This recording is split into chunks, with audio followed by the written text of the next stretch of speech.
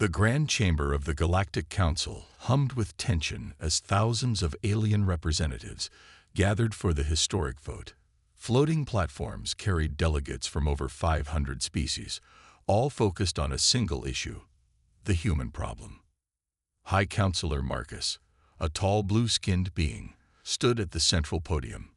His four eyes narrowed as he read the final counts displayed on the hovering screen. The vote is complete. With an overwhelming majority of 87%, the motion to ban humanity from galactic space has passed.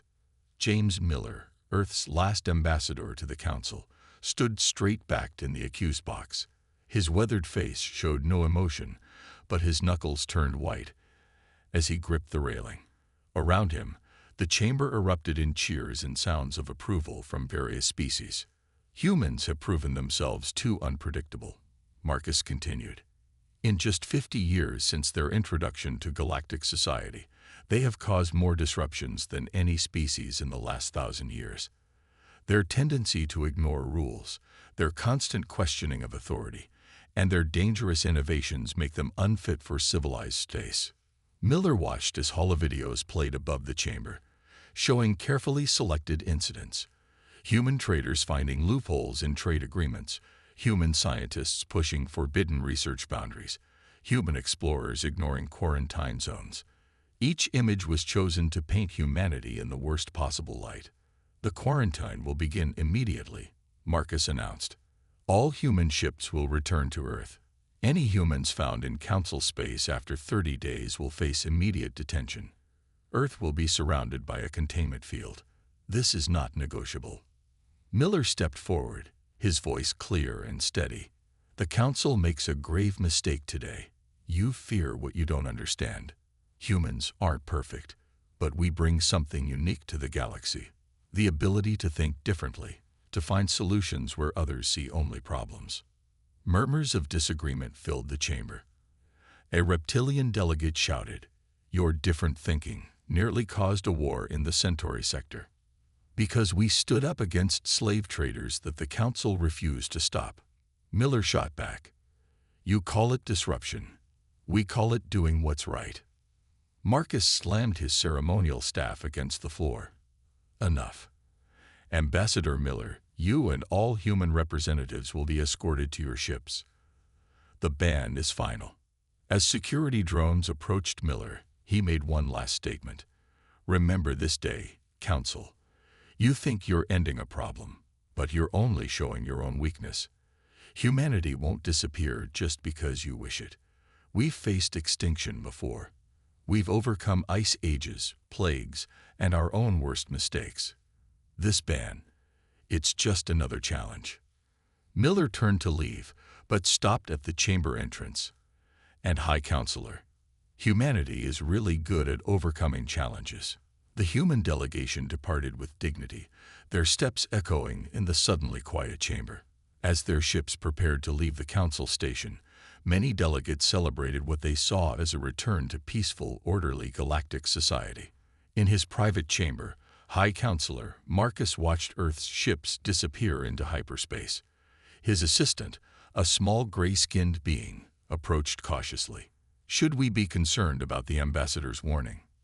Marcus laughed, his four eyes blinking in sequence. "What can they do?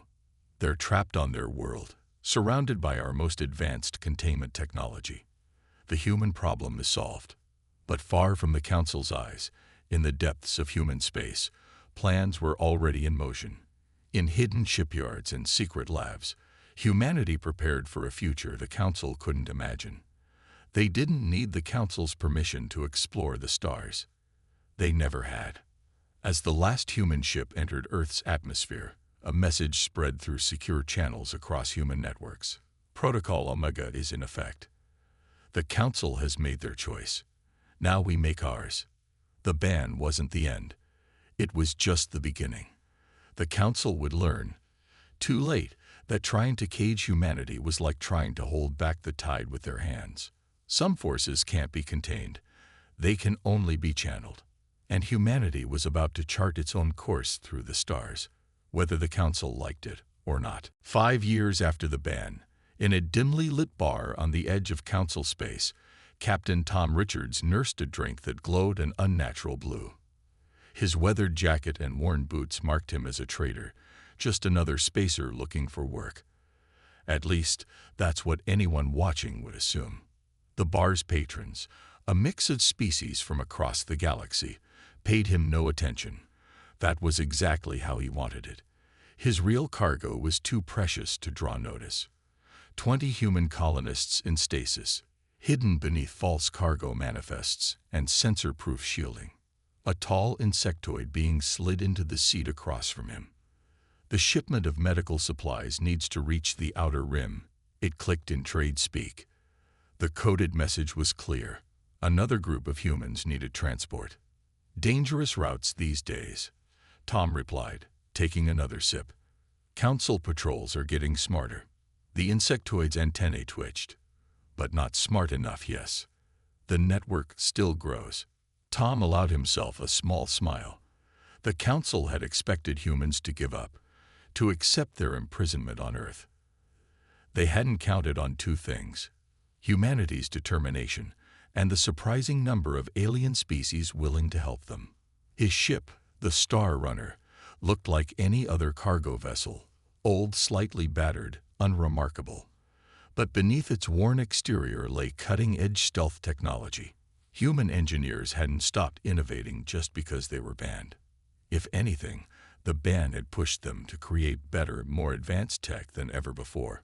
A sudden commotion at the bar's entrance made Tom's hand drift to his hidden blaster. 3 Council security officers walked in, their pristine uniforms standing out in the dingy establishment.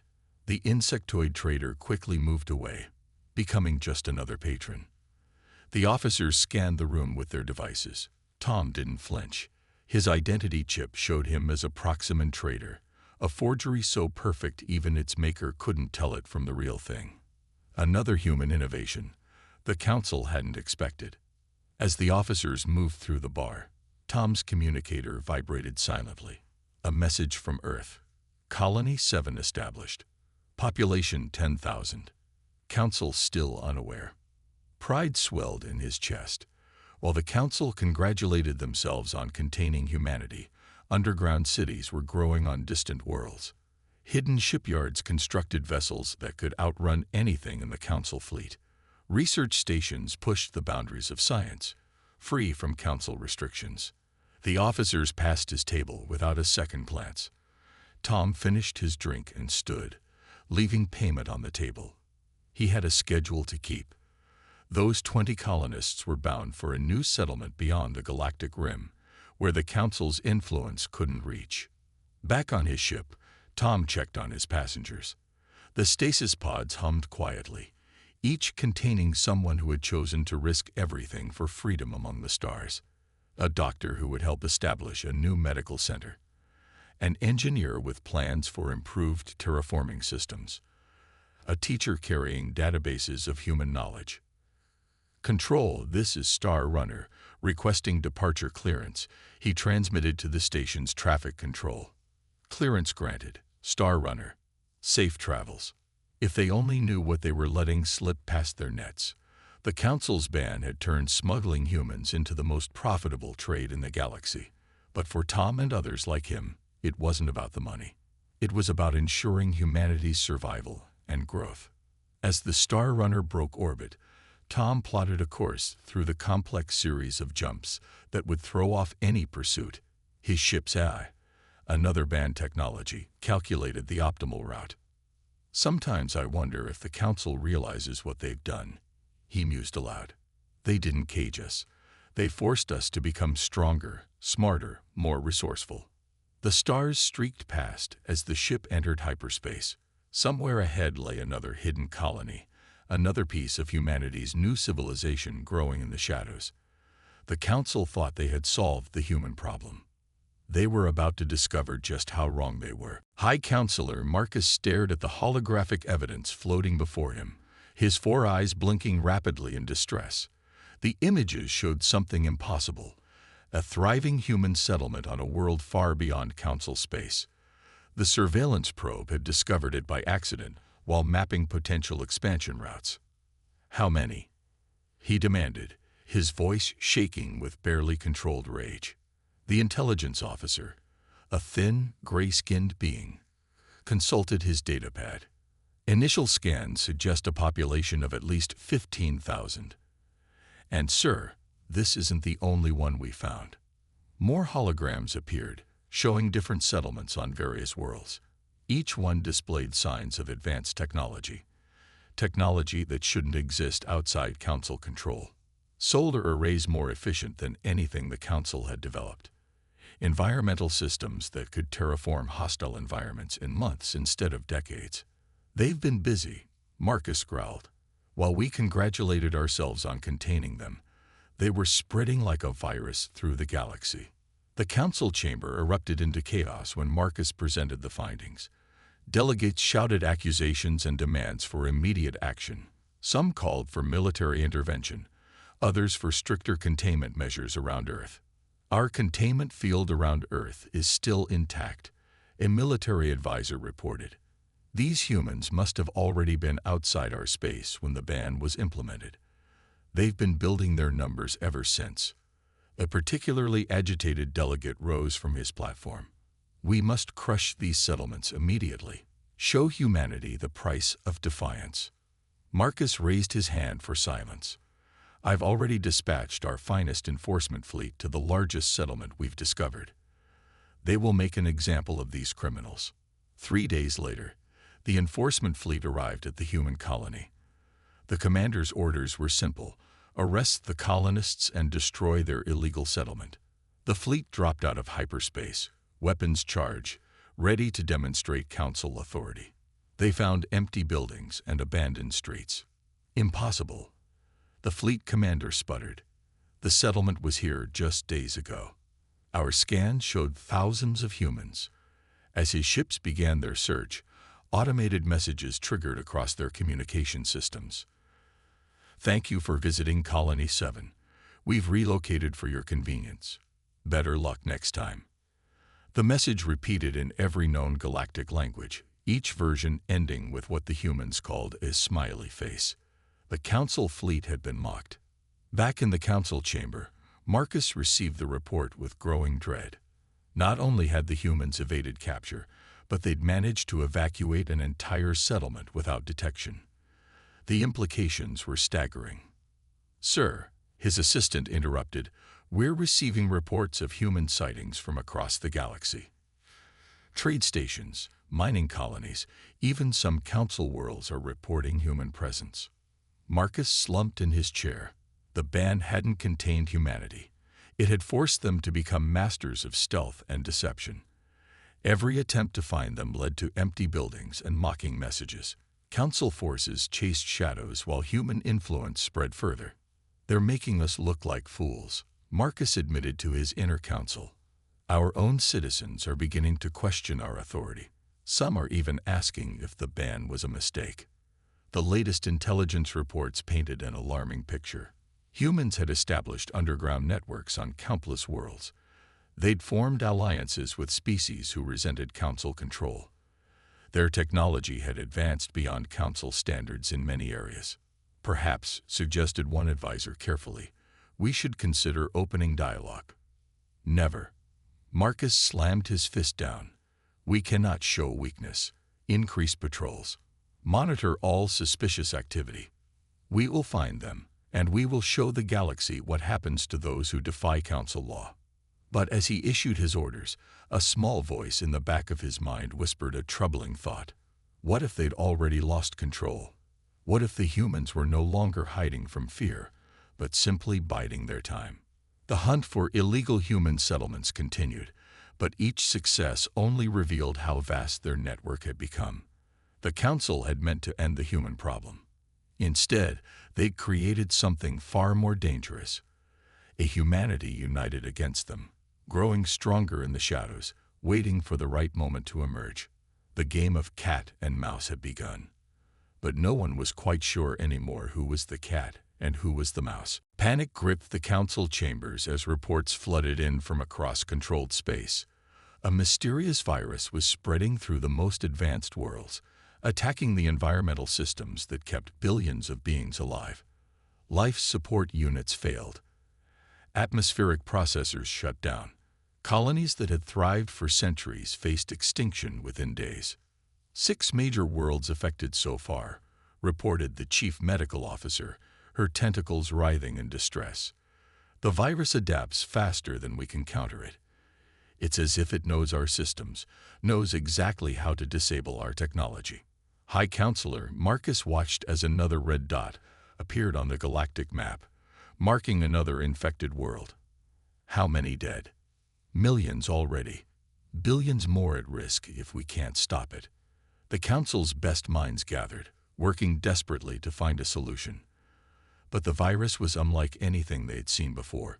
It moved through computer systems like a living thing, evolving past every defense, corrupting the very technology that sustained their civilization. Then came the message. It appeared simultaneously on every Council communication channel. A simple text transmission, originating from somewhere beyond Council space. Having trouble with your systems. Humans might be able to help with that. Marcus stared at the message, his 4 eyes narrowing with fury and fear. They did this. They created this virus. Sir, his intelligence chief interrupted, we're receiving new data. The humans, they already have a cure. They developed it years ago, when they discovered the virus in deep space. They've been using it to protect their own colonies. The chamber fell silent. The implications were clear. Humanity hadn't created this crisis. They'd prepared for it. While the Council focused on hunting them down, humans had been advancing their technology, exploring dangerous regions of space, and developing defenses against threats the Council hadn't even discovered yet. We can't ask them for help, one delegate protested. They're criminals, banned from civilized space. Another red dot appeared on the map. Then another. 8 worlds now infected. The medical officer announced. Casualty estimates rising. Sir, we don't have a choice.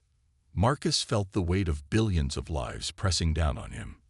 The proud Council, who had banned humanity for being too dangerous, now faced the possibility that human help was their only hope for survival. Sir, a junior officer burst into the chamber. We've lost contact with the Centaurid hub. All environmental systems are failing. 10 billion lives at risk. More messages began appearing across Council networks. Videos showing human medical teams already treating victims on affected worlds. Reports of human ships delivering supplies to failing colonies. They hadn't waited for permission. They'd simply acted. They're making us look weak, Marcus growled. Making us look helpless while they play the heroes. With respect, sir, his assistant spoke quietly. We are helpless, and they are saving lives. The debate raged for hours. Pride battled with necessity. The Council had built its authority on the idea that they knew best, that their way was the only way. Accepting human help would shatter that illusion forever. Another message appeared. Time's running out. Your people are dying. What's worth more, your pride or their lives? Marcus looked at the death toll numbers, still rising. He thought of the ban, meant to protect the galaxy from human unpredictability. Now that same unpredictability might be their salvation. Send the message, he finally ordered, his voice heavy with defeat. Tell them the Council requests their assistance. The response came instantly. Already on our way. Try to keep up. As human ships emerged from hiding across the galaxy, bringing help and hope to dying worlds, Marcus realized the true cost of the Council's arrogance. They had tried to cage humanity's potential, to force them to conform. Instead, they had pushed humans to become exactly what the galaxy needed: innovative, resourceful, and unbound by the Council's rigid thinking. The crisis would change everything. But as Marcus watched human medical teams save his people's lives, he wondered if perhaps that change was long overdue. The Council had feared human unpredictability. Now they would learn to depend on it. Commander Mary Cooper walked through the grand halls of the Council station, her footsteps echoing against the polished floors. 5 years in hiding had changed humanity, made them stronger. Now she would show the council exactly how much. The negotiation chamber looked different from the old recordings. Gone was the accused box where Ambassador Miller had stood during the ban. Instead, a round table dominated the room, symbolizing, at least in theory, equal standing between all parties. Commander Cooper, High Counselor Marcus greeted her, his 4 eyes studying her intently. The Council appreciates your prompt response to our invitation. Prompt. Cooper allowed herself a small smile. We've been here all along, Counselor. You just weren't ready to see us. The other council members shifted uncomfortably in their seats. The human medical teams had already saved millions of lives, but accepting help from their banned species clearly stung their pride. Let's be direct, Cooper continued, placing a data crystal on the table. This contains the complete cure for the virus affecting your worlds.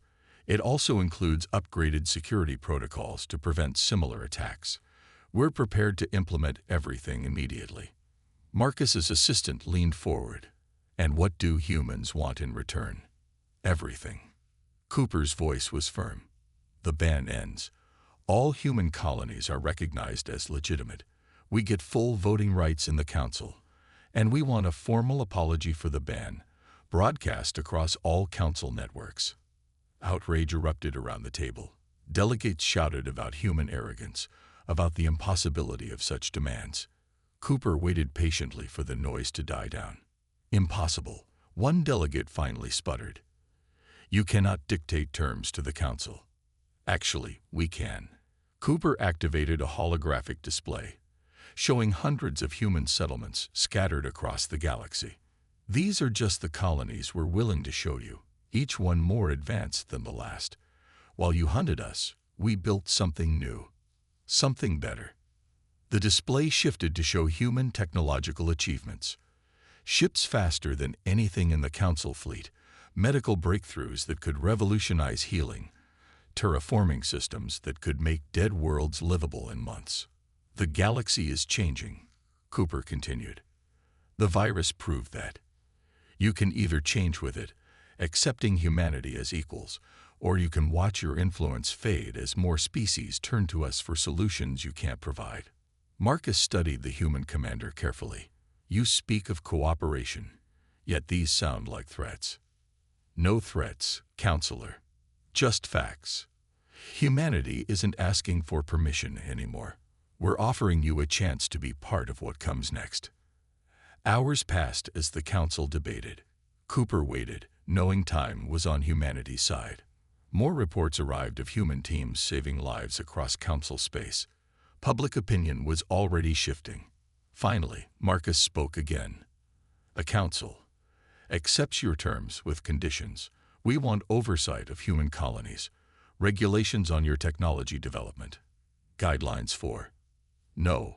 Cooper's interruption echoed through the chamber. You don't seem to understand. This isn't a negotiation where you hold the power.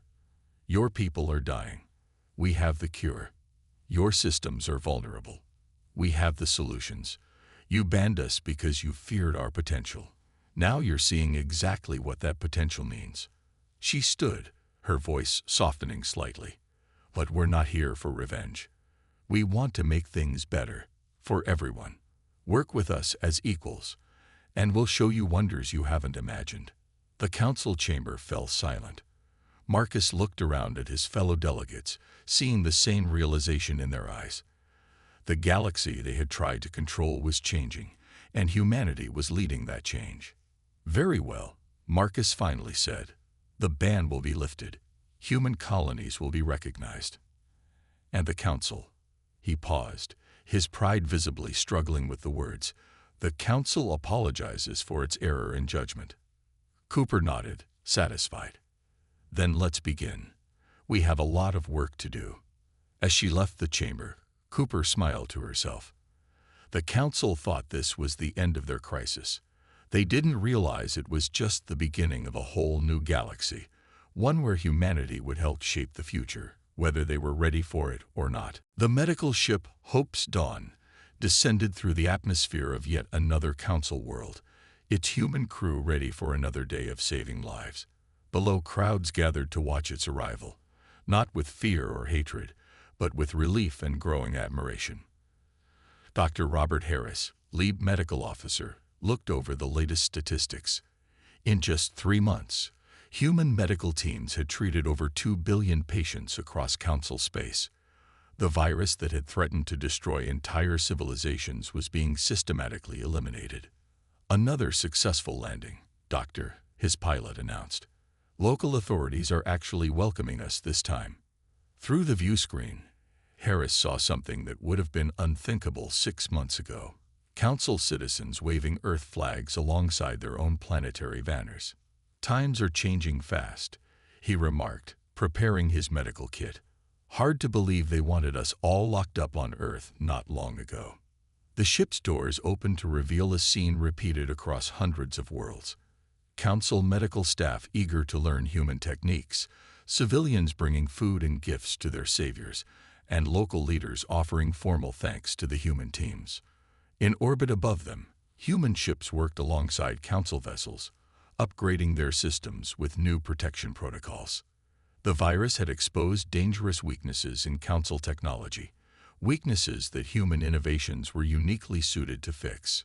Back in the Council chambers, High Counselor Marcus watched public opinion polls with growing concern. Support for the old Council system was plummeting.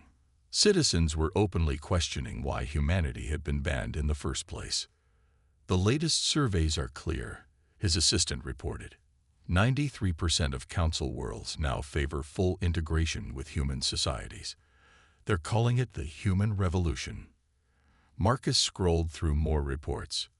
Human medical techniques weren't just curing the virus. They were advancing Council medicine by centuries. Human engineering was transforming failing colonies into thriving worlds. Even human art and culture were spreading rapidly through Council space. They've done more in 3 months than we achieved in 1,000 years, one delegate admitted during an emergency session. Perhaps we were wrong about them all along. The changes weren't just technological. New trade routes opened between human and Council worlds. Cultural exchanges flourished. Species that had once feared human unpredictability now sought to learn from it. On the frontier world of New Terra, a joint human Council science team made a breakthrough in faster-than-light travel. The lead scientist, Dr. Anna Wells, shared credit with her alien colleagues, a gesture that made headlines across the galaxy. "We're stronger together," she told reporters. "Humans never wanted to dominate the Council. We just wanted the freedom to help make things better." The old guard of the Council fought against the changing tide, but their influence weakened daily. More species began adopting human innovations, human teaching methods, even human styles of governance. The rigid hierarchy of the past gave way to something more dynamic and adaptive. "Look at what they've accomplished," a young Council member argued during a crucial vote. "They turned our punishment into an opportunity. Instead of being bitter about the ban, they used it to grow stronger, to develop solutions we desperately needed." Human medical ships continued their mission, moving from world to world. Each success, each life saved, each problem solved pushed the galaxy further from the old Council system and closer to a new era of cooperation. In orbit around Earth, the containment field that had once imprisoned humanity was ceremonially deactivated. Council ships joined human vessels in a display of unity, their lights painting the night sky with hope. Dr. Harris, watching the celebration from his medical ship, received a new batch of requests for human assistance. More worlds needed help, not just with the virus, but with all sorts of challenges. The galaxy was finally ready to embrace human innovation, rather than fear it. "Ready for another mission?" his pilot asked. Harris smiled, thinking of how far they'd come. The Council had tried to contain humanity's potential, but instead they'd forced it to grow beyond anyone's expectations. "Always ready," he replied. "After all, we've got a galaxy to help rebuild." The vindication of humanity wasn't just in proving the Council wrong. It was in proving that they could be better allies than anyone had imagined possible. The renovated Council chamber gleamed under the light of 3 suns, its architecture now blending the best of human and alien design. Gone were the floating platforms that had once separated species by rank. In their place stood a circular forum where all representatives sat as equals. James Miller, the same ambassador who had been expelled years ago, stood at the entrance, straightening his formal diplomatic uniform. The last time he'd been here, he'd been branded an outcast. Now he returned as humanity's chosen representative for the reformed Galactic Council. "Welcome back, Ambassador Miller." High Counselor Marcus greeted him, all four eyes showing a respect that would have been unthinkable during the van. "Your seat awaits." Miller walked to his position, noting how much had changed. Human technological innovations were visible everywhere, from the enhanced environmental systems to the new universal translators that made communication effortless between all species. Commander Mary Cooper, now serving as the first human council member, stood to address the chamber. "Today marks the final step in our journey from outcasts to equals. The old council is officially dissolved. The new Galactic Alliance begins now." The chamber erupted in applause, not the forced approval of the old days, but genuine enthusiasm for the future they would build together. "We made many mistakes," Marcus admitted publicly, something that would have been unthinkable under the old system. "The ban on humanity was our greatest error. In trying to contain what we feared, we almost lost the very thing we needed most." Miller remembered his last defiant speech in this chamber. He'd promised them that humanity wouldn't disappear. Even he hadn't imagined how true those words would become. The new Alliance Charter was displayed holographically for all to see. Its first article read, "No species shall be banned or restricted based on their differences. Diversity brings strength. Innovation comes from freedom." Representatives from former council worlds and human colonies alike took turns signing the charter. Each signature represented not just their own world, but a commitment to a new way of thinking. "The virus crisis taught us something vital," Cooper continued. "The old council's rigid control didn't make us safer, it made us vulnerable. Humanity's adaptability, our drive to explore and innovate, these weren't threats to civilization. They were essential to its survival." Miller watched as former enemies became allies, signing agreements for joint research projects, cultural exchanges, and shared defense initiatives. The same council that had feared human unpredictability now embraced it as a source of strength. A young alien delegate approached Miller during the ceremony. "My grandparent was one of those who voted for the ban," she admitted. "They lived long enough to see how wrong they were. Your people did more than survive. You showed us a better way." The celebration continued as news of the Alliance's formation spread across the galaxy.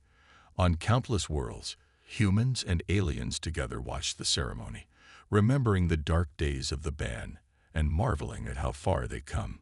In Earth's orbit, where the containment field had once imprisoned humanity, a new station was under construction. The Galactic Academy would be a place where all species could learn from each other, combining their knowledge and perspectives to solve the challenges of the future. As the ceremony concluded, Miller stepped up to the podium one final time.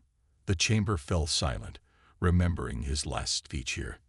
"Years ago, I stood in this chamber and warned the council about underestimating humanity," he began. "Today, I have a different message. We didn't triumph because we were stronger or smarter. We succeeded because we never lost sight of what really mattered, the belief that all species, working together, could build something greater than any of us could achieve alone." The applause that followed wasn't just for his words. It was for the new future they would all build together. The council had thought banning humans would be the end. Instead, it had become the beginning of the greatest transformation the galaxy had ever seen. As Miller looked out over the chamber, he smiled. The stars were no longer a place of boundaries and restrictions. They were a frontier of endless possibilities, waiting to be explored by all species together.